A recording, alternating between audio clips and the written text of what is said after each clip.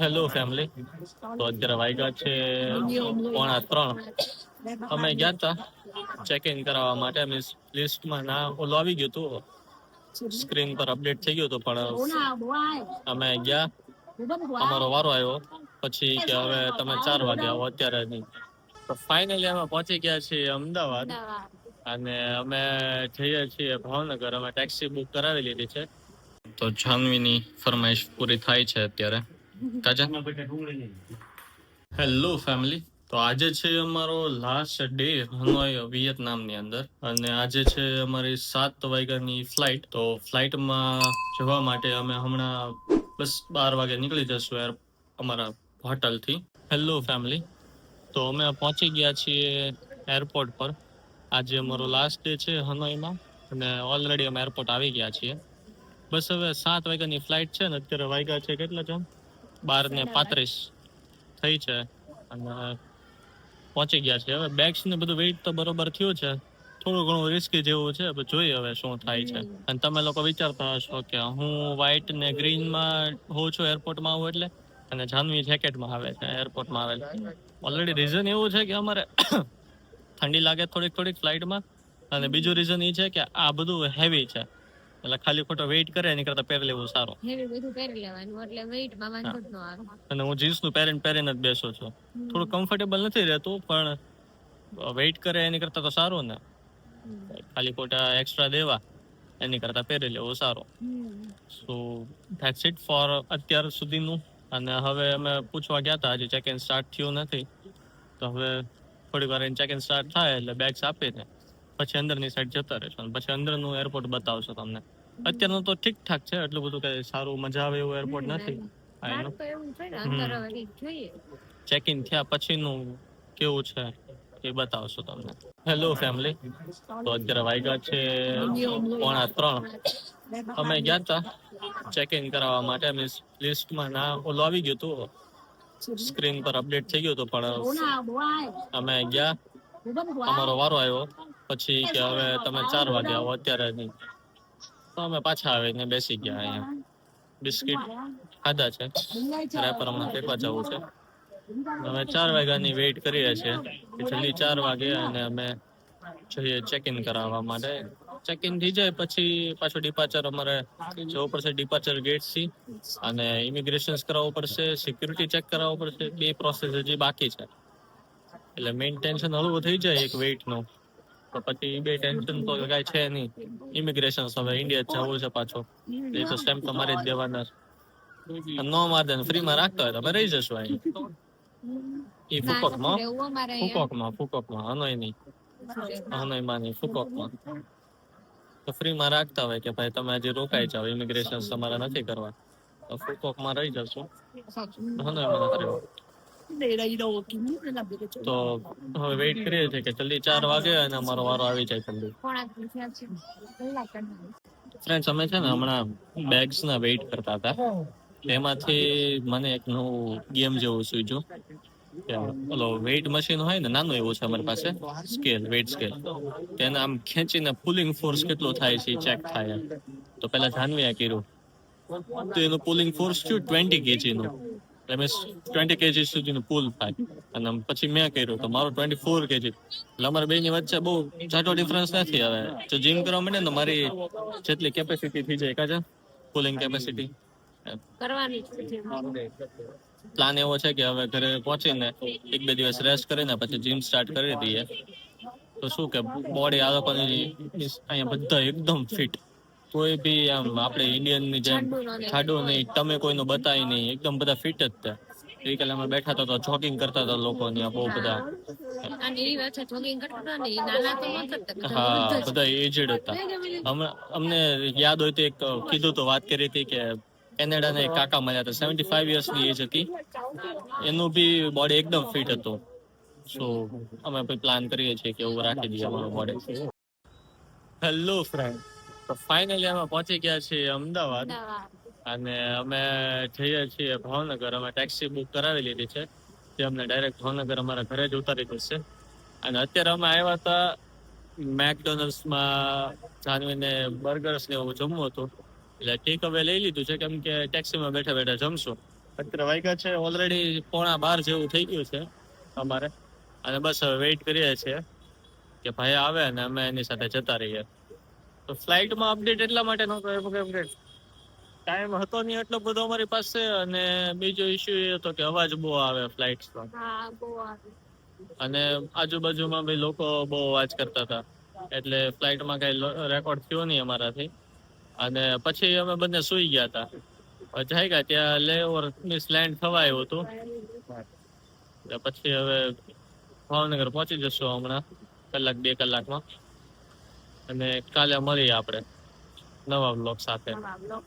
તો અત્યારના તમને અમારો બ્લોગ જો સારા લાગતા હોય તો અમારા યુટ્યુબ ચેનલને સબસ્ક્રાઇબ કરો, બ્લોગ્સને લાઈક કરો અમારા, અને જાજામાં જાજો લોકો પાસે શેર કરો કે જેને જોવાની ઇન્સ્પિરેશન મળે, અને કમેન્ટ કરો કે તમને શું સારું લાગ્યું અને શું મજા આવી અમારા બ્લોગ્સ જોઈને. The next day.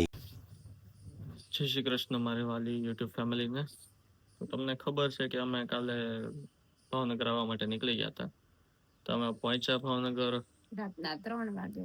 3 વાગે પહોંચી ગયા. પછી થોડીક વાર રહીને સુઈ ગયા, અને અમારું ગુડ મોર્નિંગ આજે વહેલું થઈ ગયું છે. 7:30 જ થયા છે હજી કે અમે જાગી ગયા છીએ. કોફી રેડી કરી નાખી છે જાનવીએ, અને થોડાક ગાંઠિયા ખાવાનો વિચાર છે.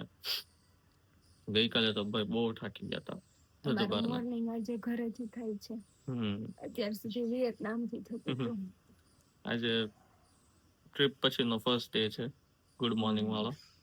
લોકો જનરલી લેટ સુધી સૂતા રહેતા હોય, પણ અમે વહેલા જાગી ગયા છીએ આજે. અમે બપોરે સુઈ જશું. તો અત્યારે વાગ્યા છે 9:15. મમ્મીની લોકો ગયા છે એક જગ્યાએ બેસણામાં. બેસણામાં ગયા છે, બછોડ ગયા છે. અને જાનું શું કરે તું?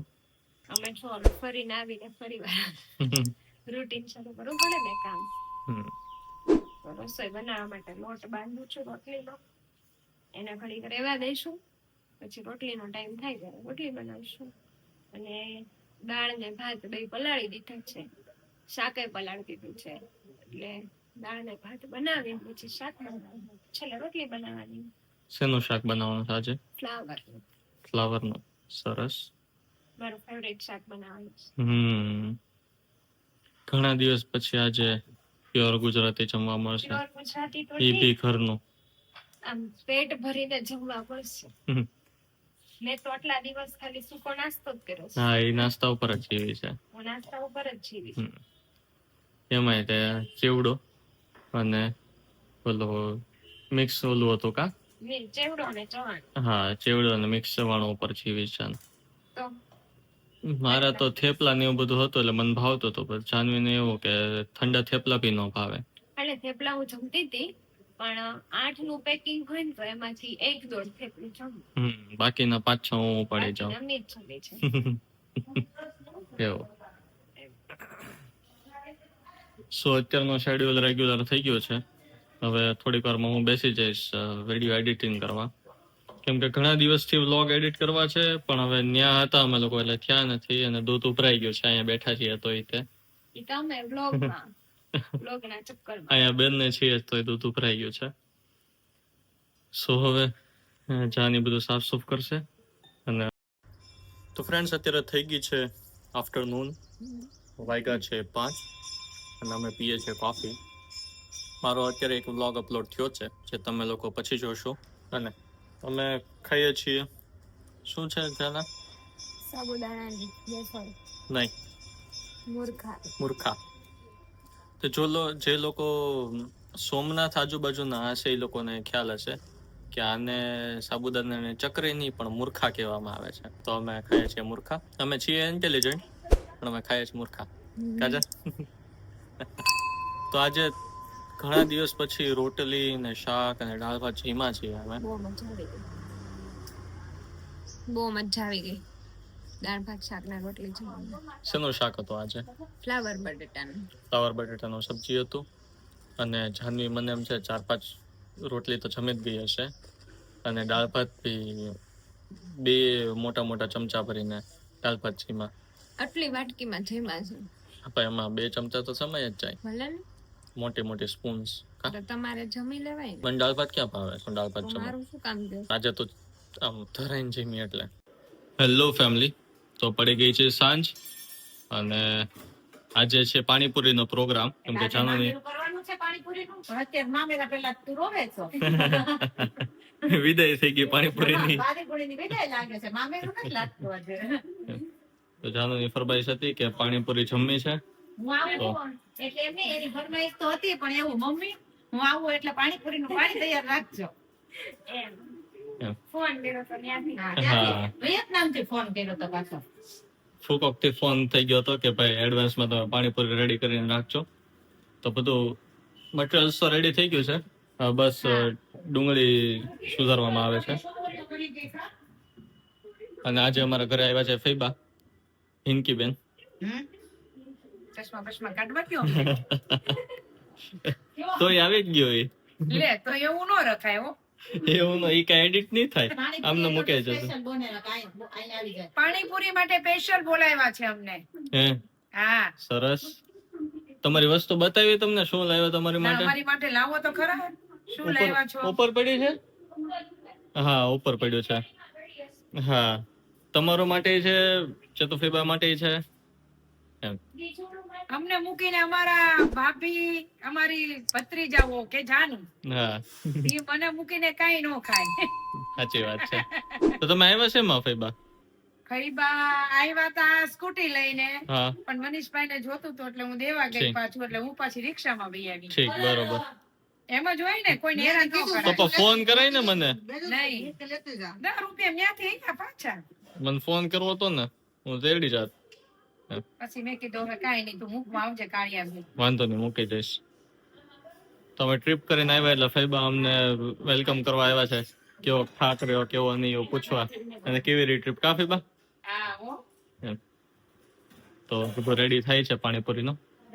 અને હું સવારની પૂરી. તૈયારી, ચકરી જાનવીને ચકરીનો હા. માવો ભાવે ને એટલે ચકરીની તૈયારી કરું છું. કાલે સવારે બનાવવામાં આવશે ચકરી. તો ફાઇનલી પાણીપુરી રેડી થઈ ગઈ છે. પપ્પાએ બધા પાણી સેપરેટ કાઢવા માંડ્યા છે અને દાદાની માટે પ્લેટ રેડી થઈ ગઈ છે. દાદાની એવું છે કે પ્લેટ રેડી કરીને જ આપવાનું તો જ તે ઈ જમે, નહીતર નો જમે એમ. અને અમારો મસાલો ગ્રીન કલરનો બન્યો છે આજે, કેમ કે ચણા પલાળતા ભૂલી ગયા હતા મમ્મી, એટલે મગનો મસાલો છે. પણ એ બી બહુ મસ્ત હોય છે. અને સ્પેશિયલ પાણી બન્યું છે અમારા ઘરે આજે, ફુદીનાનો. મારા મમ્મી અને પપ્પાએ બે એકલીને બનાવ્યું છે. હા, સ્પેશિયલ પાણી બનાવ્યું છે. એકદમ આમ ટેસ્ટી. તમે ભૈયાની પાણીપુરી ખાઓ ને એની કરતા બી સરસ જમવા પાણી. હા. તો જાનવીની ફરમાઈશ પૂરી થાય છે અત્યારે. તાજા ડુંગળી લઈ લે, પછી સેવ લઈ લે. અને ટીવીમાં આવે છે કુલી. હા, તો પાછી એ ઓલામાં મૂકી દે, બેગમાં પાછી મૂકી દે. પણ વધારે પડતો ફાટી ગયો એટલે શું કરવું મારે? એ હમણાં ચોપરમાં કરી નાખીએ. ટેસ્ટ કર એટલે વિડીયોમાં આવી જાય. ઘડીક ખાઓ હો, શાંતિ રાખો. કેવો લાગ્યો ફૈબા પાણીપુરી? મસ્ત એક નંબર મસ્ત, એક બા. નંબર હો ભાઈ, હે ને મમ્મી? જોરદાર જોરદાર મસ્ત, એકદમ મસ્ત. પાણીપુરી.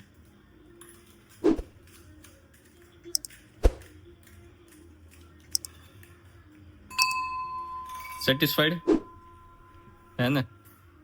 તો વાંધો નહીં.